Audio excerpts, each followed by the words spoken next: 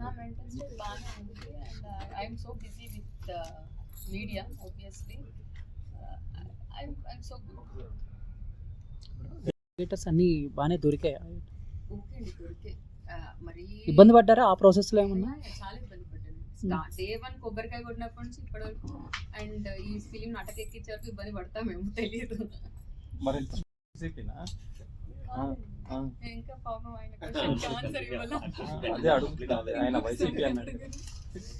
Tough times అంటే ఎవరన్నా first of all మనం ఏమనుకుంటాం అంటే అండి, మనకి ఏమైనా సమస్య వస్తే ఎవరో నిలబడాలనుకుంటాం instead of to stand for our self.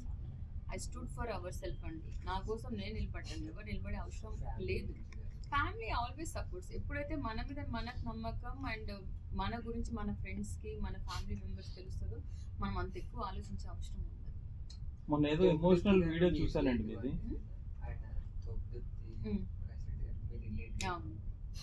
మొన్న ఏదో ఎమోషనల్ వీడియో చూసాను. కాదు అంటే అది ఎవ్రీవేర్ ఆ వీడియోని మీ అందరు చూసారు. చాలా స్మార్ట్ గా అడుగుతున్నారు మీరు.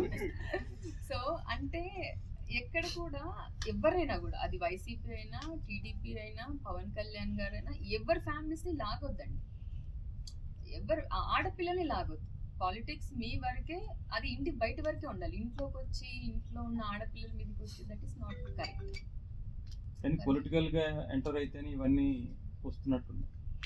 పొలిటికల్ గా ఎంటర్ అయ్యాను అంటే మీరు కాదు, జనరల్ గా ఈ పొలిటికల్ లీడర్స్ ఉంటారు కదా.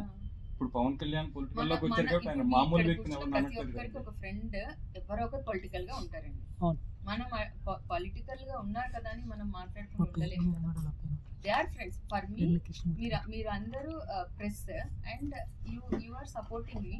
You guys are friends for us. Suddenly ఎక్కడైనా కనిపిస్తే హాయ్ అండి బాగున్నారా అంటారు. ఇంకా అది పట్టుకొని ఓ యా దిస్ రాస్తుంది, నా సంబంధం ఏం వస్తుంది. రిలేటివ్స్ నేను ఇక్కడికి కింద సినిమాలు చూద్దాం ఫస్ట్. నెక్స్ట్ పాలిటిక్స్ ఉంటుంది కదా, అంటే నేను చాలా అనిపించుకోవడానికి రెడీ ఉంటే అప్పుడు చూద్దాం.